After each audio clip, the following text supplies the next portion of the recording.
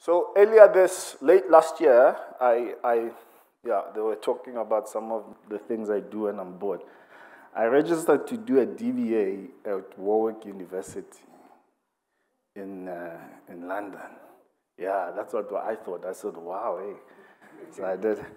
They call me for an interview. I do the interview. They only take 22 people a year. And then they send me this letter that, hey, you've come in. You are part of the exclusive few that have made it.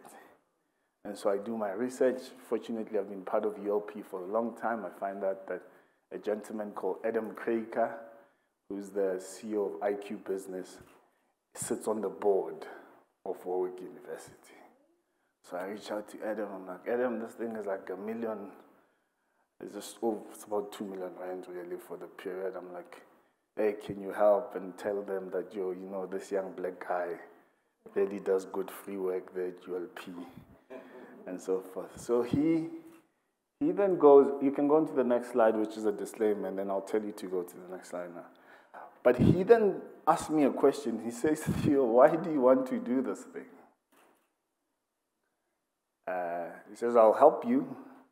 I'll make sure you get into the program. But answer the one question. Why do you want to do that? I then, you can go to the next slide. I then go on and I realize that I don't have an answer. So I say to him, it's November. Let's meet in Jan. I'm going to be traveling.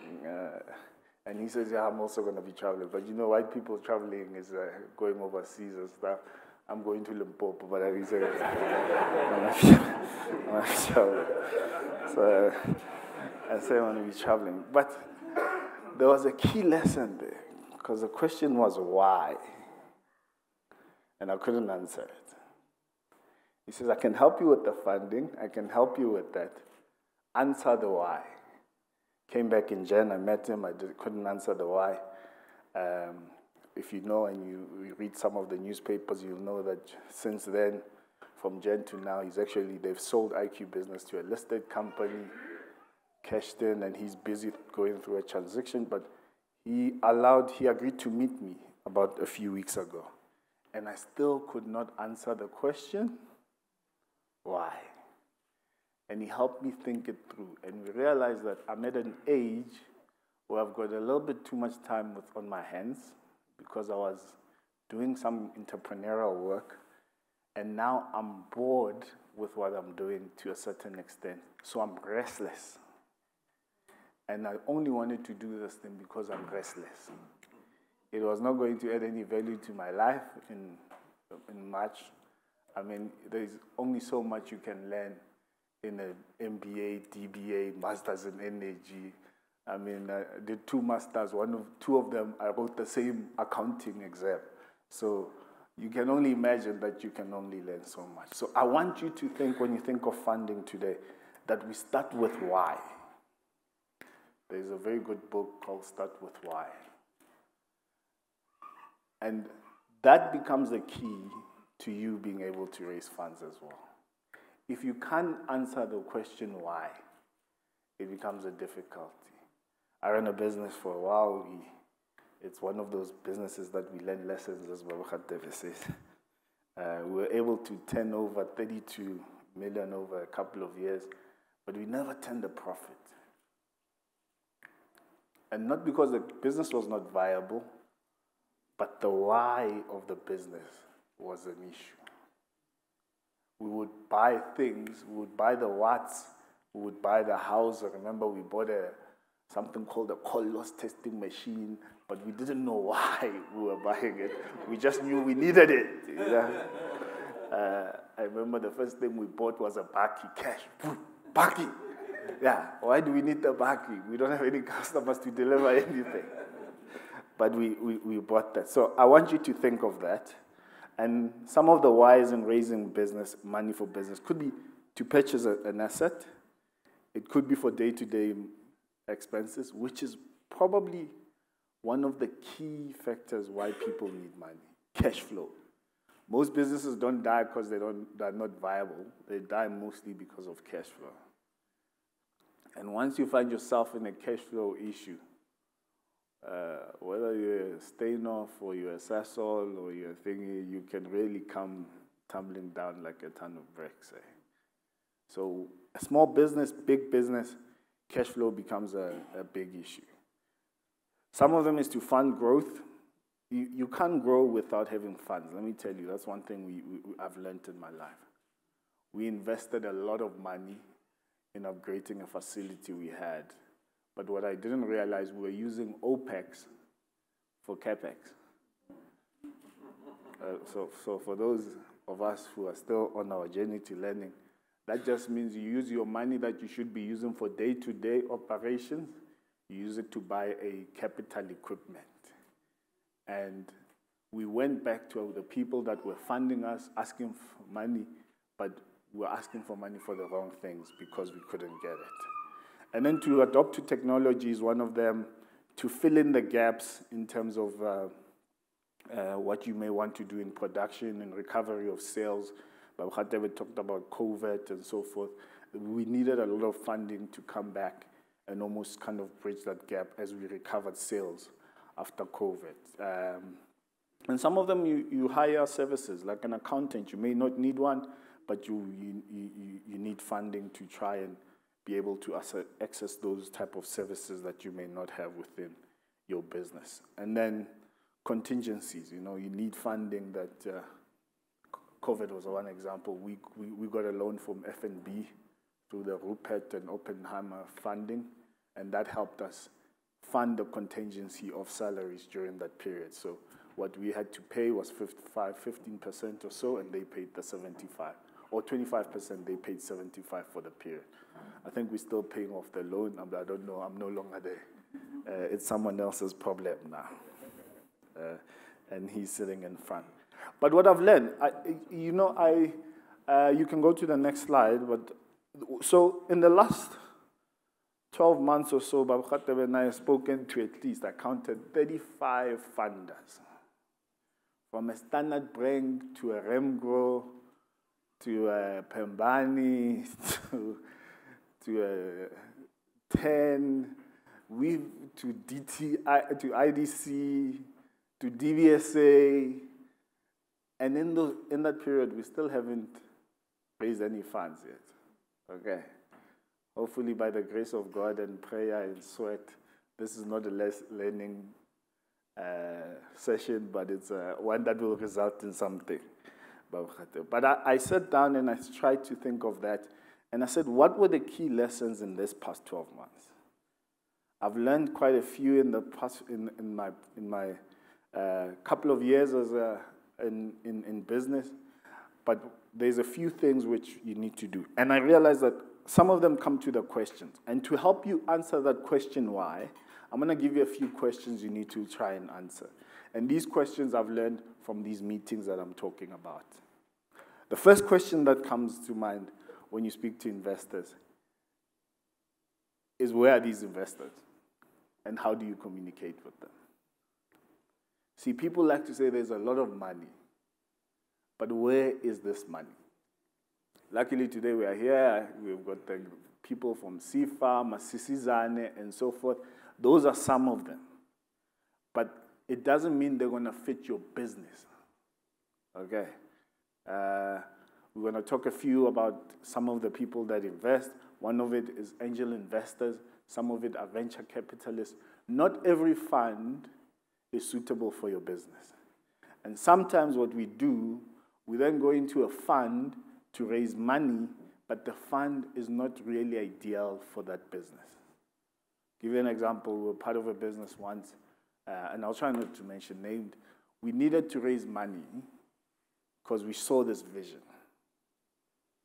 But I think when we needed grant funding, we didn't really anticipate what type of grant funding we got.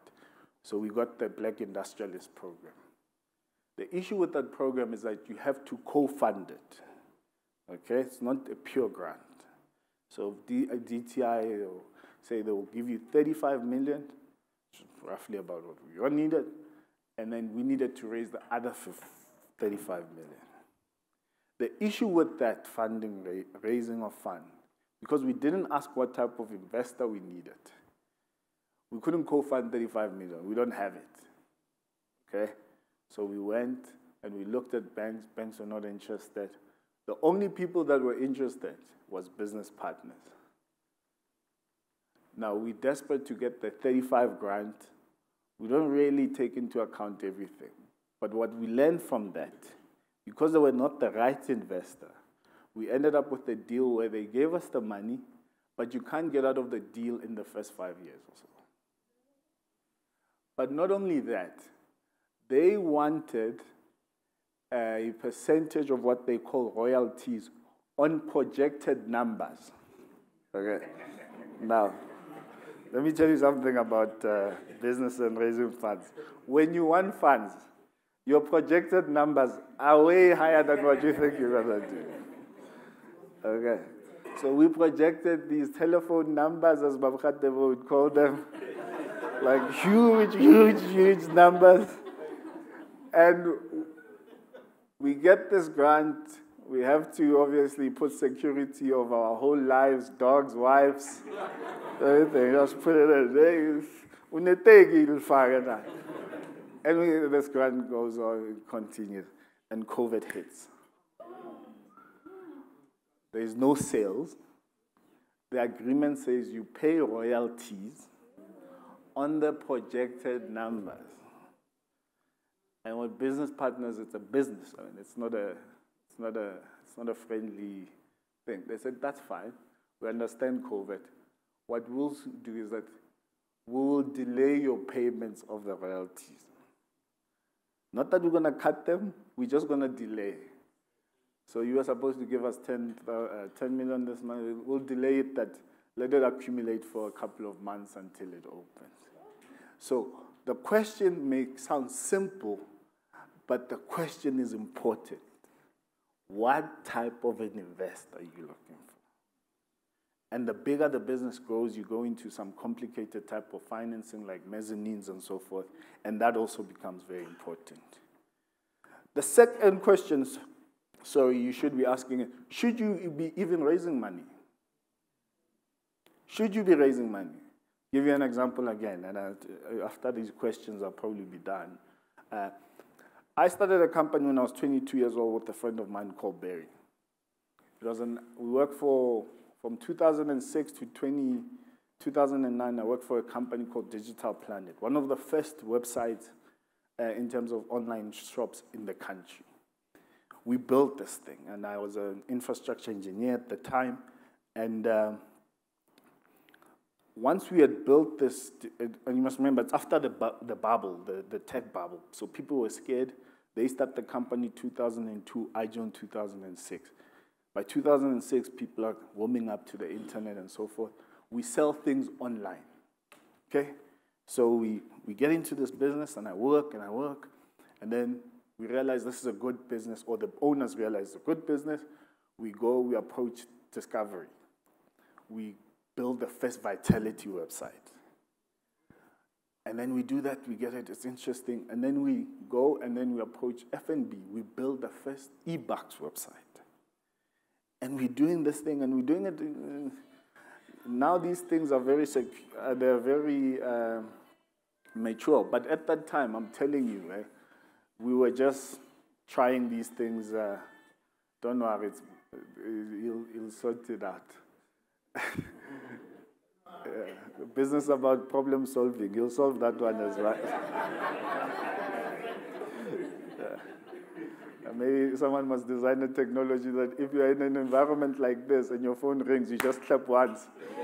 And, I attended the tender briefing at Wits yesterday at around 2. And my wife was doing Mandela Day somewhere in Soweto. So she sends me a video of what they're doing. In a quiet tender briefing, I mistakenly trust the video. It was the longest 10 seconds of my life to try it. So I can sympathize with them. But nonetheless, we built this thing. So I eventually leave this company.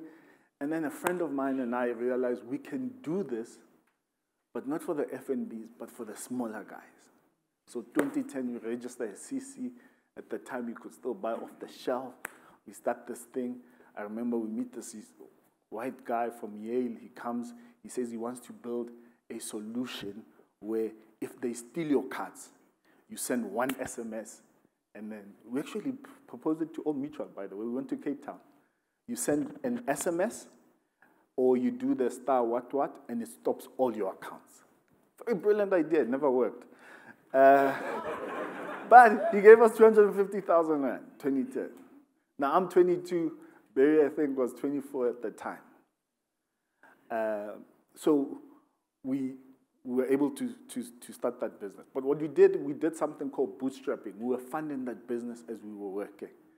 And then we got a second guy, tender guy, wins a big tender, Department of Traffic. He comes to us, he says, guys, I want to add something to them. I want to create the first SMS system so that if your license is going to expire, you get an SMS.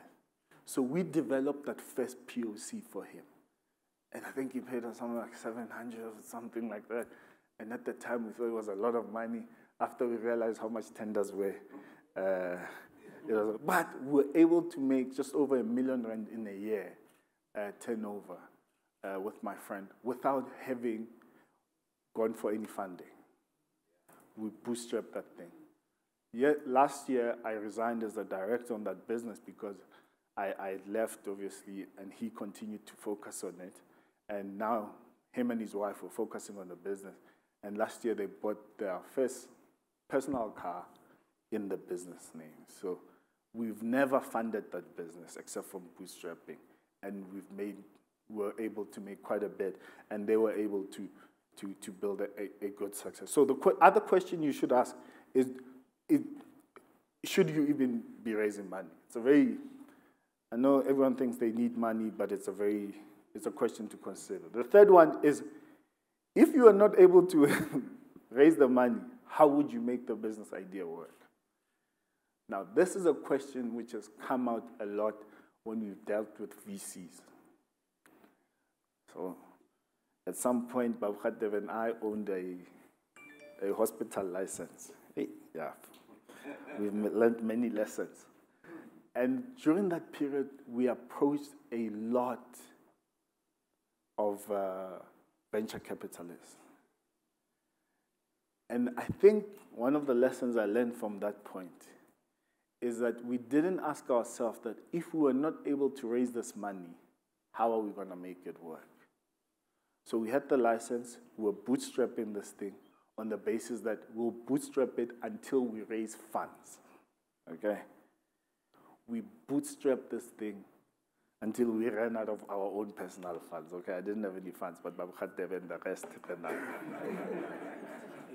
I hope you don't mind, Baba, that I'm telling this story. So, but we didn't ask that question. And at a later stage, someone came in. By the grace of God, they managed to give us what we put in, and they were able to run with that, and they're developing that hospital. So very good opportunity, very good business idea.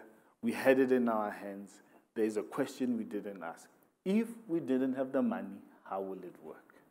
And I remember meeting at the Capitol in one of the thingy, and this guy from Stellenbosch asked that question.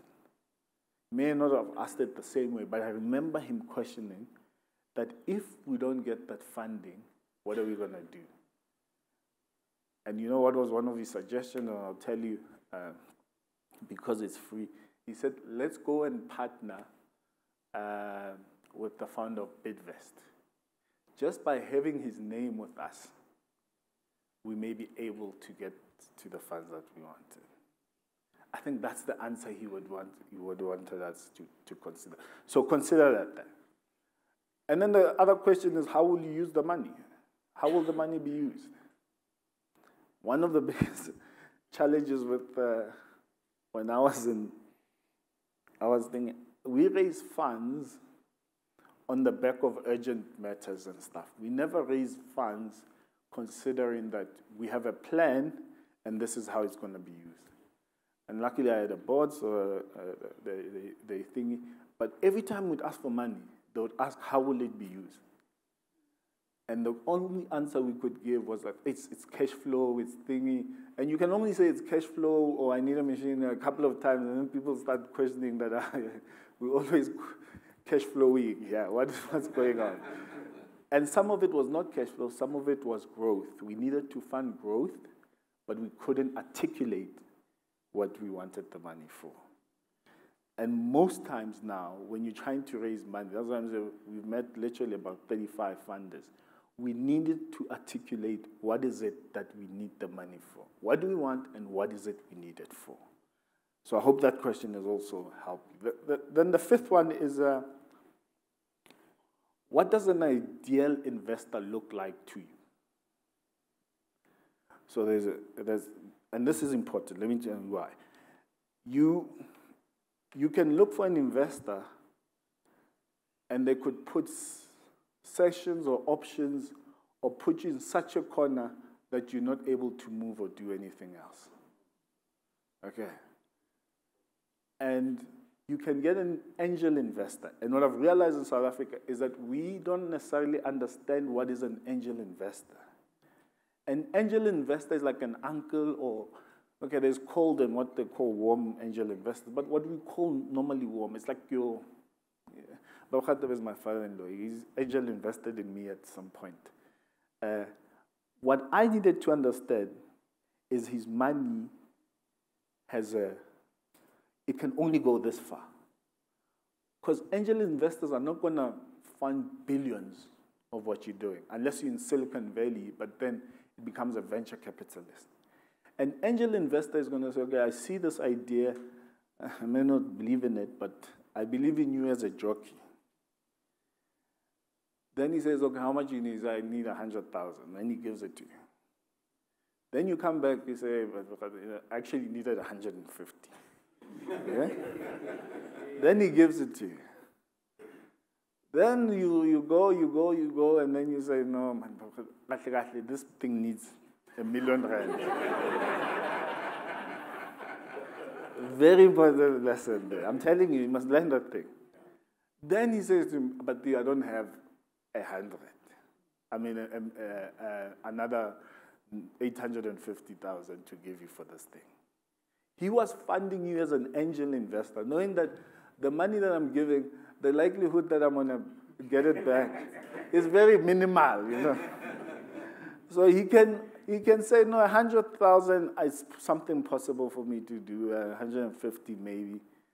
But when you come now, $1 million, I must go speak to my wife, and you're complicating my life. And there you learn that the type of investor that you're looking for, you just have to be clear and understand. And don't confuse an angel investor and a venture capitalist. They've got two different monies. And then that's where, there's a saying that people don't want what you give them, but they want what you have. And you end up saying, no, Babakhatab is no longer an angel investor, he's a devil investor. So I can pick on him. There's very few people I can pick on here, so just oblige.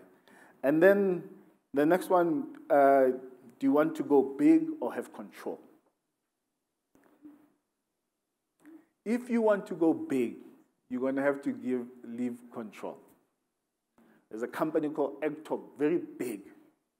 They own about 200 companies, Ectop. They're in electrical. These guys are massive. So we run in the small engineering company. There's a lady, this lady, she really built a small business very nicely.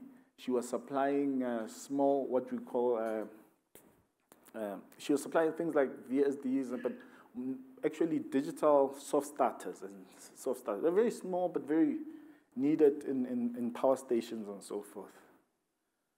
This lady, Ectom, realizes, hey, she's built this thing, and they were going through a crazy acquisition. I think this is 2015 to 2018. They're like going crazy. They realize this black lady really has built something here, and she could be a very good partner. So they make that calculation. They say, okay, If we take our products and sell them through her and give her a 26% stake, which is a minority stake, we're going to make a lot of money because she's already has some of the vendors. She's a black female. She understands the industry. They approached the lady. The lady said to them, hey, go to hell. I don't know if the business survived COVID, but I doubt it, because she remained small. I think my father used to say to me, you can own 100% of nothing, it's still nothing. I'm telling you. You can, there's, one day my father will do a talk, he normally does it, of ways to make money. I forgot what he calls it.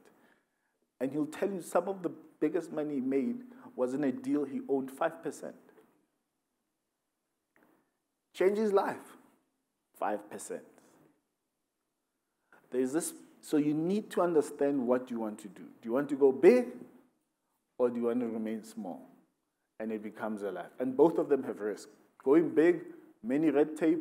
Small, something big happens like COVID, you're out of business and you're taken out. So just be careful of that and understand that. The next thing is that, do you want to be accountable to someone? Do you want accountability? Most funds are going to want accountability. Tell you a story. IQ Business, Adam Kraker. The reason Reynard is bought, and you must look at the article, Reynard bought IQ Business, is that IQ Business for many years, and I think you'll be comfortable with me telling the story, has had what we call private equity partners. So now private equity is a very dangerous time to be, because normally it's things like venture capitalists and so forth. A venture capital fund's lifespan is 10 years, okay? When they come to you and you have a very good business, they want to push you to say that they want to exit in 3 years. If you have a big business like those ones, you can push them to 7 years, okay? The reason is that the lifespan of a fund at the max is 10 years. And they, on that 10 years, they want 10 times what they're investing. So if they invest in 10 rand, they want to go out with 100 rand. Okay. The 7 years works because normally a fund in the first 3 years, they're really finding their footing, and then they go in, they invest with the vision that 7 years. IQ Business was at a point where it was becoming such a headache to be accountable to a private equity company or a venture capitalist fund. So they needed to change their funders and the people that they had. So accountability, when you consider it, you need to be careful that is it something that you can do. Even in a small business, you may, Baba Khatebe loves meetings. If he invests in your company, he's going to tell you, we must meet once a week. And I'm not joking. And then, once a week, he asks you the same question.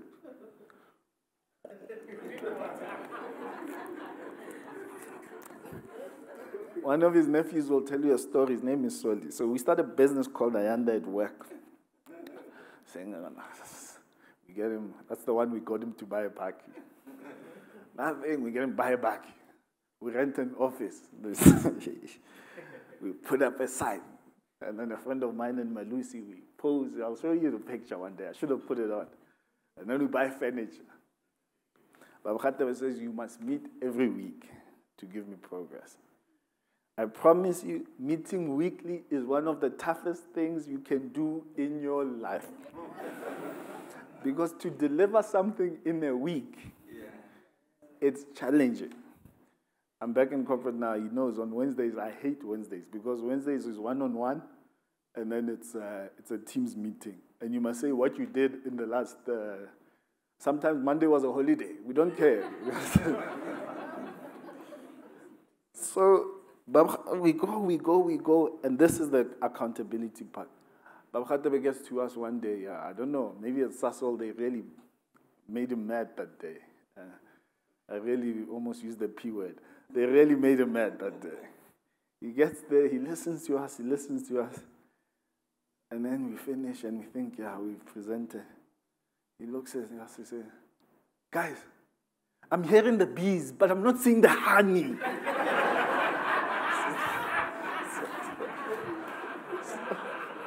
Are you willing to be accountable? Funding comes with accountability headaches. Don't just give people the bees. They want the honey. Question number 8. Have you done enough research in your industry?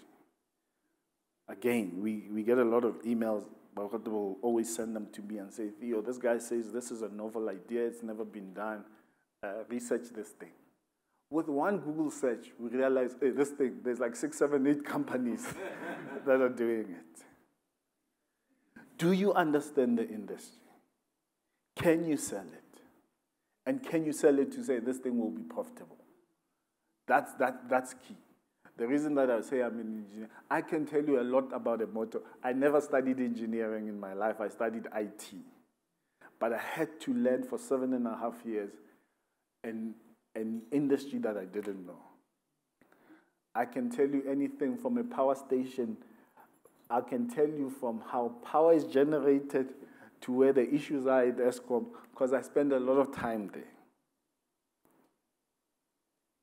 I can tell you the different types of power stations we have in this country and what they use. I can tell you the different refineries and what they use and how they produce their products. I can tell you which ones they're using digital soft starters, where they're using VSDs. I can tell you, there's a plant in ArcelorMittal called the Coke plant. I know it like the back of my hand, that plant.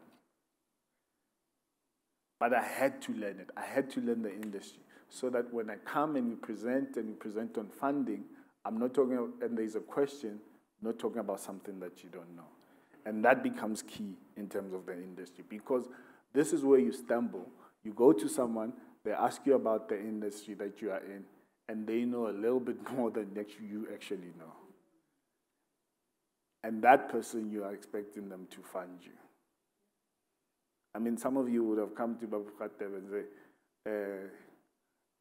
I'm in medicine, thinking that he doesn't know medical industry. And you say, you pitch the medical company to him. And then he tells you something that you didn't know. Let me tell you another story on this point, and then we'll move on. There was a point we were buying a surgery. What do you call it in English? No, in the township, it's a surgery. What is a surgery? Yeah, a practice, a medical practice. Thank you. So we're buying a medical practice in Soweto with a doctor. We do this deal, we do it, it's nice, it's during the time where I was young, everything was going to make me a millionaire, billionaire. I was going to, Jesus, I've been a billionaire a few times in my head.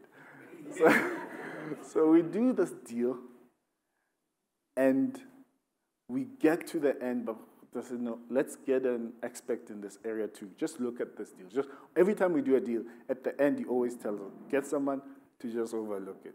We find this Afrikaans white lady in Pretoria through a friend of ours called Reg. And she comes and she says, there's something that you guys missed.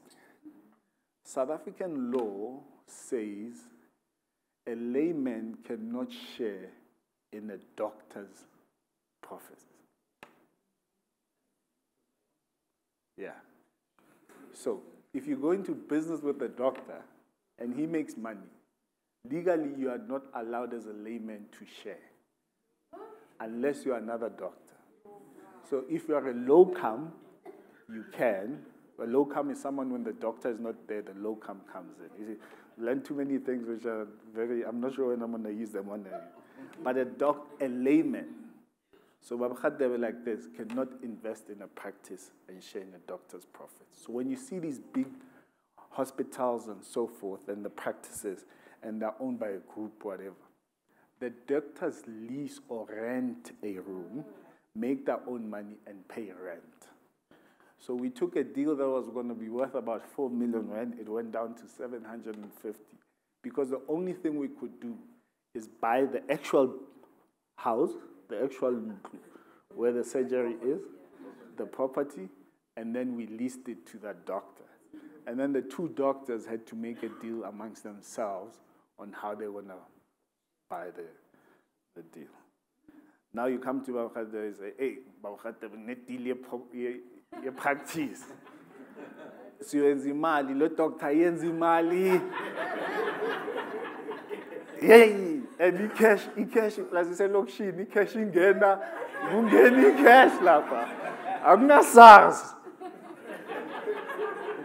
And then he tells you, hey, but you know that it's illegal for us to be sharing in the doctor's profit. We can take the cash, but we won't touch the one in the medical aids. And that's where the actual money is. So be careful that you make sure that you have researched enough about an industry. And if you approach someone, you know the intricacies of that. Then the second thing is that what is unique and different about your idea? It doesn't have to be unique, especially Facebook came after a lot of other, MySpace. LinkedIn came after Facebook. But there was, this one is for professionals, it's for companies. They can put their thing in. So it doesn't have to be a novel idea, is what I'm trying to say. But what is going to be different, and can you articulate what makes yours different and how you're going to generate that money? Because if you can't generate that money, everyone is swearing at Elon Musk, but Elon Musk has got a point. Can't have this thing not generating money. It has to generate money. And he's not doing it for free. I mean, he's got funders in China that want their money. And then almost the last two parts, that one, have you done the maths? What is the value of the company? There was again, I told you I'm just going to tell you stories because I don't want to give financial advice. I'm not an advisor. There's a gentleman, he comes to us, he presents a company for soya. Okay. So he's making soya, and this soya is very good because it's got these proteins and this and this. Very, very, very, very good idea. I'm telling you, the soya was good. Showed us the packaging, everything. One of our family members has already invested in it. So they're trying to say, guys, come see this thing. They bought the first machine to create the soya. The business plan kind of makes sense. We make the soya. One of the biggest, we ask questions having worked with retailers. How are you going to get into retailers? Retailers normally use you for banks. Pick and pay and stuff, they pay 90 days on above. The interest that they make from your money makes a lot. We ask those questions. No, their formula is that they're going to sell the soya to the schools. And then it's going to be part of the lunchtime nutrition products and so forth. And okay, we approach the schools. No, we haven't, but we know one school, and this school is this school is doing so much. So we've calculated how many schools are in Joburg, and then this is how much we're going to make. It was telephone numbers. We left that meeting saying to ourselves, there's just no ways. A startup that has nothing to it is going to make 83 or 90-something million in the first year of bottom line profit. Even if you do a cash flow, normally the first few years or first few months are minuses to a certain point where they start going up. If the math does not make sense, there's no need for you to go look for funding, because that means you don't know why you need the funding. You've got Masisizani, you've got SIFA here. Unfortunately, Luanda put you in DBS and thingy. But you go to these people and then you end up saying, as unika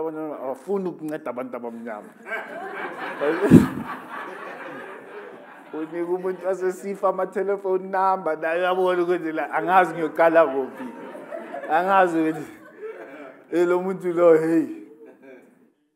The math has to make sense. One of the biggest mistakes I made in my life is that we bought a company. You say we buy this company, we say it's valued at 2 million rand. We raise money for 2 million rand to buy the company. We don't account for the working capital. We don't account for the couple of months of minuses. So you've got these angel investors, they've given you the money, you've bought the business. You didn't account for the minuses. Now, in those minuses months, that's when you go back and you say, hey, 50,000, 20,000, 30,000. After the fourth time, they say, got this thing in. And then I'm a devil investor. The last question, Babakhat struggle with this, but one day he'll also tell you, are you building to sell? Or are you building to keep? Let me tell you something. Business, at some point, you would want to exit. And if you don't have that view, even if it's exiting by listing or exiting by putting it in a family trust or doing something, you have to figure out how this thing at some point is going to make you money. Because once a business, you can live in a business and have a Range Rover and very nice clothes and thingy, you'll be rich, but you won't make wealth. The question of exiting is important. And that question, you answer it by, what will I be selling at that point? So you have a business now, we know that if we sell it, what we'll be selling is vendors, because it's very strong on that thing. The first thing that Babakhat always asks me, if we're looking at any business, is, Theo, what are we buying? And if we realize the business is the person, unfortunately we walk away. Because God forbid you get hit by a proverbial bus and you are God. And you're left with the IP. And the little 3 million we put in, we are down. So the question of what are you buying becomes an important. So when you're thinking, what am I going to list this thing? Am I going to, IPO it, list it, or I'm going to sell it to someone? What will I be selling at that point? Very important. They started Excel, they built 200 stations. Sasol didn't have stations, they sold the station. And they were able to exit and cash in and stay. So, in conclusion, I think this is the last, I'll finish on this slide. I think the best, next slide, the best part of if you can, for as long as possible, even if it means you stay in employment for longer, try and bootstrap a business.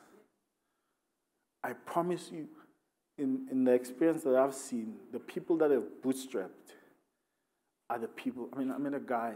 He's quite, I can't name his name, but he's a senior executive at Standard Bank, and he owns a McDonald's and some shops and stuff. And his wife eventually left work to go run those things and stuff.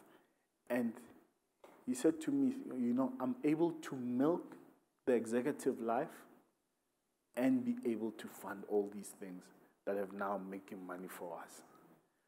So as much as you can bootstrap, I would say you can do that. Loan lines and credit lines, I would be very careful, but it is a way of funding a business. If you have a viable thing, you need a truck because the business is growing, get a loan. Avoid credit as much as you can, if you can, especially with some of the funding. Angel investors are there, and they work. But just understand that an angel investor is not a bank. There will be a time where that person will need to ask questions, because most of them are family, they're friends, and they're fools.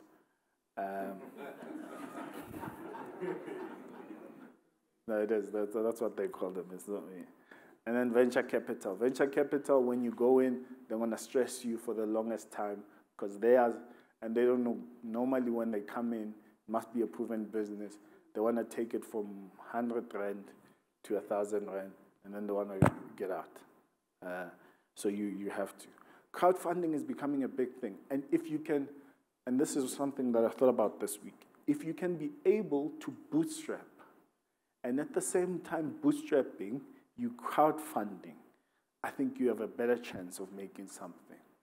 If you've developed something and you've got a POC and it's working and you're seeing that you're not getting joy from people, bootstrap this thing and go for these crowdfunding. I've seen people, we used to think it's a US thing, but it's starting to work here. The current company I work for, we very much heavily with the venture capitalists, but I can see myself that in the next 5 years it's going to have to exit. And then startup accelerators, and then local economic development parts that you can potentially have. Those are probably where you can. And just show this as a last slide, and then you can just skip to the thing. The next one, the thing. It's also, maybe I'll share this, but just understand where you are in your business life, and it'll tell you what type of funding you should be looking at. That FFFFF there really means fools, family, and friends. So I wasn't lying. So in your startup, you actually need that. And then you can go to the second last slide that says have fun. Just make money, have fun, and change the world. And I hope with those little stories, you learned one or two things from me and go to my sister. Thank you.